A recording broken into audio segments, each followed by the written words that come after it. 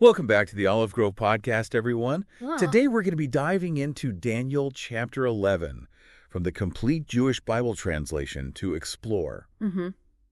one of the most, I think, talked about figures in biblical prophecy, Right. which is the Antichrist. Oh, yeah. This chapter really kind of throws you in the deep end, doesn't it? Wow. It's just packed with kings and kingdoms, battles and betrayals, and Yeah. all this symbolism that we're going to need to kind of unpack. Yeah, so maybe we can start with the setting. Okay. So we're at the end of the Babylonian captivity, Right. and Daniel is serving under Darius, Mm-hmm. the head honcho of the Medo-Persian Empire. Right. And it's here that an angel drops some serious Some knowledge. Yeah. knowledge about the last days on him. Yeah. Yeah, the prophecy begins by mentioning 4 Persian kings, and they focus specifically on the wealth and power of the last one. Okay. He's the one who sets the stage for this epic clash between Persia and Greece. Interesting. So it's almost like we're getting this preview of like the power dynamics that we're going to see throughout the chapter. Like Right, exactly. wealth equals military might equals influence. Yeah. And then from there, we have this powerful king from Europe that emerges. Right. And he's ruling over this vast dominion. Mm-hmm. Seems like the ultimate power play, Right. but there's a catch. There's a catch. He doesn't get to keep it. Right. He doesn't get to pass it down. Yeah, so the prophecy doesn't explain why. Right. But it just suggests this break Yeah. in the typical patterns of inheritance. Okay. So it kind of hints at potential instability, Right. maybe some internal conflict Yeah. within this seemingly invincible kingdom. Oh, so interesting. Mm-hmm. And that instability kind of paves the way for one of the most central, I think, themes Yeah.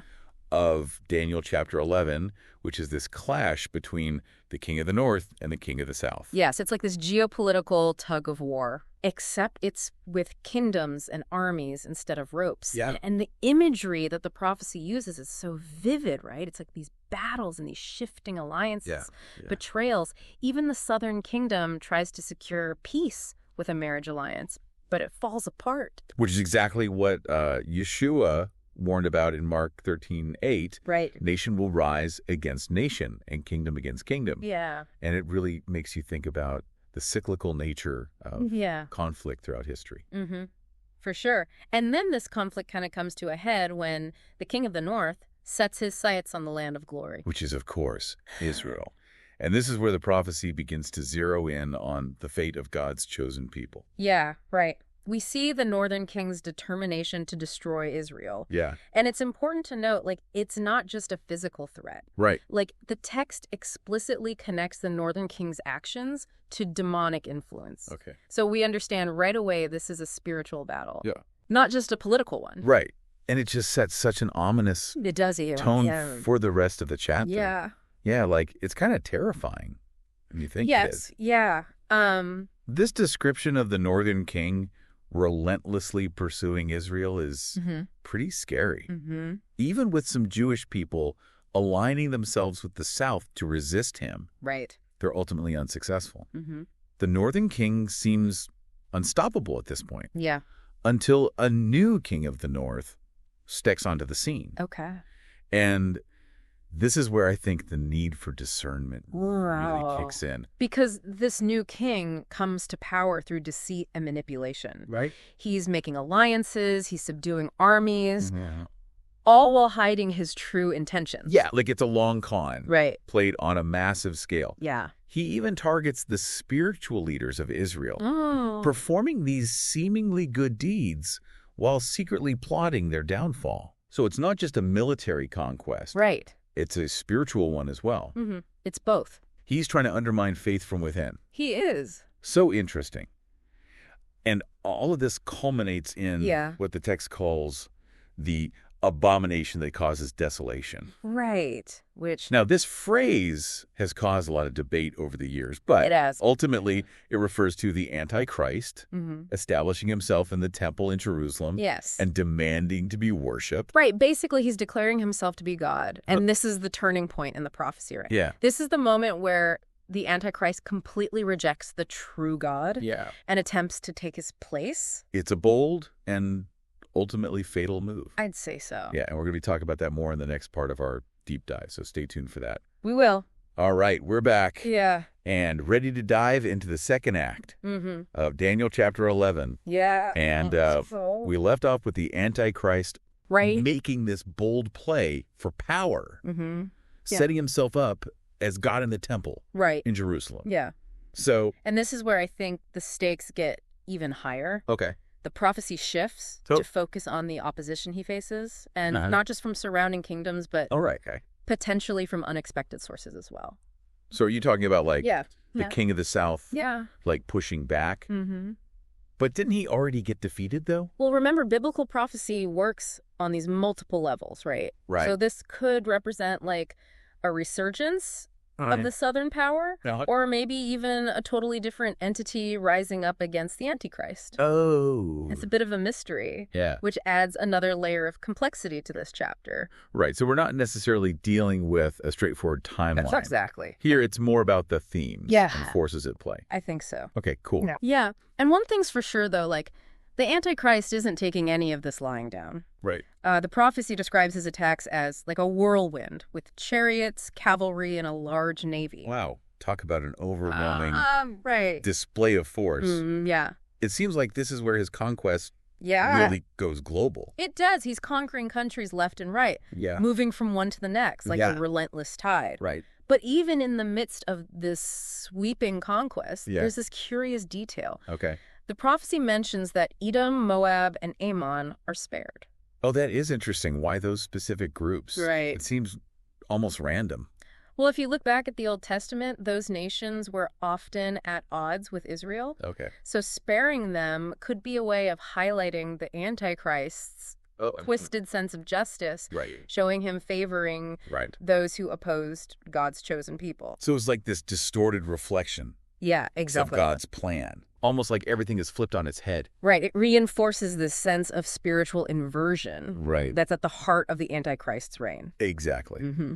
Okay, so after conquering those nations, he sets his sights on Egypt, Mm-hmm. taking their treasures of gold and silver. Yeah, the text really emphasizes his greed Yeah, and lust for material wealth, and it shows how he uses it right. to further solidify his power. It's almost as if he's trying to create this global empire Mm-hmm. built on stolen riches Right. and this enforced loyalty. Yeah. It's, He's surprisingly successful, at least for a while. right. But in Ethiopia also fall under his control, Oh, expanding his dominion Yeah. even further. But Ah. then something happens that throws him off balance. okay. The prophecy mentions news Okay. from the east and north Okay. that deeply troubles him. Now, that is fascinating. We're not told what this news is, Right. but it's clearly enough to shake his confidence. It Yeah. makes you realize, Mm-hmm. even with all that power, Yeah, there are still forces beyond his control. absolutely. It serves as this reminder Yeah. that no human power, no matter how vast, Right. can ultimately stand against God's plan.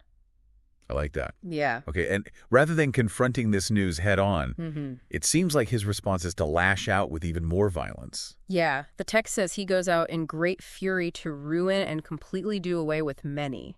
Yeah. It's a chilling escalation Right. of his already brutal campaign, Yeah. and it ultimately leads him Yeah. to his final defining act. So he sets up his palace between the seas and the mountain of the holy glory. That's right. He establishes his base of operations in Israel, Yeah. right in the heart of God's presence. Oh, wow. It's a deliberate provocation, Yeah. a final act of defiance against the true God. And it's this act of hubris Yes, that ultimately seals his fate. it does. The prophecy states that he will come to his end with no one to help him. Yeah, a stark contrast to his previous boasts of invincibility. Right. So what does this all mean for us today? Yeah, good question. How do we apply these prophecies to our modern lives? One of the key takeaways, I think, Yeah. is the importance of discernment. Okay. All right, we see how the Antichrist rises to power through deception, Mhm. manipulation, and twisting the truth. He presents himself as this benevolent leader, Right. offering peace and prosperity, Mm-hmm. but secretly harboring this dark agenda. Exactly. And we've seen this pattern repeated throughout history, haven't we? They have, yeah. Yeah. It's a reminder to be vigilant, Okay. to question the motives of those seeking power, Yeah. and to be discerning about the information we consume. It's so easy to be swayed by charisma It is. or promises of a better future. Yeah. But we have to look deeper.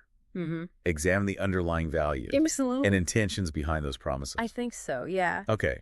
And on a deeper level, Daniel chapter 11 reminds us of the reality of spiritual warfare. The Antichrist isn't just a political figure, right? Right. He's a spiritual adversary, Yeah. empowered by demonic forces. Which means our fight against evil isn't limited to the political arena. Mm-hmm. It's a spiritual battle Yeah, that requires spiritual weapons. absolutely. We need to be equipped with prayer, Right. with the truth of God's word, Mm-hmm. and with the discernment to recognize and resist the enemy's tactics. And even though this prophecy paints this pretty bleak picture, it ultimately points to Right. the triumph of God's plan. It does. The Antichrist's reign of terror might be devastating, Yeah, but it's temporary. right. He is ultimately defeated, Mm-hmm. and God's kingdom prevails. It's a powerful reminder that even in the darkest moments, Yeah. even when evil seems to have the upper hand, God is still in control. Right. His purposes will be fulfilled no matter what. It's a message of hope that we can hold on to, Yeah. especially when facing our own Yeah, absolutely. challenges and struggles. For sure. And speaking of holding on, we've only just scratched the surface of Daniel chapter 11. You're right. There's still so much to uncover. Yeah, we need to talk about the abomination that causes desolation in more detail Yeah. and what it means for the faithful during those times. Those are excellent points, and we'll delve into those Wow. and other intriguing aspects of Daniel chapter 11 when we return for the final part of our deep dive. Welcome back to the Olive Grove podcast. We're in the final stretch of our deep dive into Daniel chapter 11, and I think I'm ready to tackle one of the most cryptic yet pivotal Yeah. elements of this prophecy, which is the It's a big one. abomination that causes desolation. It is, yeah. It's a phrase that has sparked, I think, countless interpretations and debates, Right. and for good reason. I mean, Yeah. it's loaded with symbolism, and it speaks to this pivotal moment Yeah. in the Antichrist's reign. So we've talked about the Antichrist establishing himself in the temple, demanding worship, essentially trying to replace God.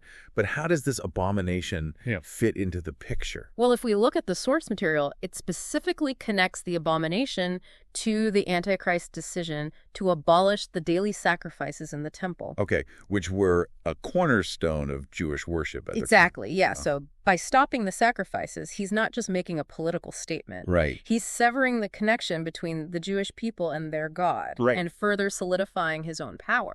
It's a spiritual attack, Yeah, it is. disguised as a political maneuver. It is. That's a great way to put it. He's essentially cutting off their source of spiritual strength. He is. It's a spiritual coup. Yeah. And this desecration of the temple Right. is what triggers the intense persecution and tribulation Yeah. that the prophecy describes. No, it's not just this symbolic act. It has real devastating consequences. It does. For those who refuse to bow to the Antichrist. Absolutely. Yeah. This is the moment where the lines are drawn. Right. And those who remain faithful face severe trials. Yeah, but even in the midst of this darkness, the prophecy shines this light on those who have discernment. Right. It's almost like this beacon of hope Mm-hmm. in this time of chaos. It's a powerful testament to the resilience of faith. Yeah. These individuals understand the true nature of the Antichrist's deception and choose to warn others, Mm-hmm. even though it puts them in danger. Yeah. Even though it puts them at risk. Yeah. It's a reminder that even when faced with this overwhelming evil, Right. there will always be those who stand up for truth and righteousness, no matter the cost. I think so. And their actions, though met with persecution, Yeah. aren't in vain. Right. The prophecy describes this period as a time of refinement Right. and purification for the faithful. So even in the midst of suffering, Hmm. there's this sense of God working through these events, Right. preparing his people for what's to come. Yeah, it speaks to the idea that even in the darkest of times, Right. God's purposes are being fulfilled. And ultimately, the Antichrist's reign of terror comes to an end. It does. His arrogance and blasphemy lead him to this confrontation with divine judgment, Right. and he's left with nothing. The prophecy states that he will come to his end with no one to help him. Yeah, it's this stark reminder that all earthly power ultimately means nothing It does. when compared to the power of God. It really does. So it brings us back to that big question: what can we Yeah. take away from this incredibly complex, often unsettling prophecy? One of the most important lessons, I think, is the crucial role of discernment. Okay. Right. We see how the Antichrist's rise is built on deception, manipulation, Mm-hmm. and the twisting of truth. He presents himself as a savior, Right. promising peace and prosperity. But beneath the surface lies this dark agenda. Right, and this pattern isn't just confined to biblical prophecy. We Right. see it throughout history, even in our own time. We do, yeah. It's a reminder to be vigilant, Okay. to question the motives of those seeking power, and to be discerning about the information we consume. It's so easy to get caught up in charisma It is. or the promise of a better future. Yeah. But we have to dig deeper, look past the surface, Mm-hmm. and examine the underlying values and intentions. Yeah, absolutely. And Daniel chapter 11 also underscores the reality of spiritual warfare. It does. The Antichrist isn't just a political figure, he's a spiritual enemy, Right. empowered by forces that seek to undermine God's plan. Absolutely. Which means our battle against evil isn't limited to the political arena. Right. It requires spiritual weapons, prayer, grounding ourselves in God's word, Yeah. cultivating the discernment to recognize and resist the enemy's tactics. I think so. And ultimately, this prophecy reminds us that no matter how bleak things may seem, Right. God is in control. Yeah. The Antichrist's reign of terror is temporary. Right. He is defeated, and God's kingdom prevails. It's a message of hope and a reminder that even in the darkest moments, we can trust in God's plan. Yeah, I think so. Daniel chapter 11 is definitely a challenging, thought-provoking chapter. It is. It pushes us to examine our own hearts, to be discerning about the world around us, to stand firm in our faith, even when faced with trials. I agree. It's a powerful reminder that we're not just living through history. Right. We're part of a much larger story, a cosmic battle Right. between good and evil. And in that battle, God has already won. He has. So as we wrap up this deep dive, let me ask you, how will you carry these insights forward? What will you do to prepare your heart for the challenges ahead and stand firm in your faith? We'd love to hear your reflections in the comments below. For more in-depth discussions and insights, subscribe to the Olive Grove Podcast on YouTube. And for early drops, visit the My Christian Space website. Thanks for joining us. Until next time, stay strong and be blessed.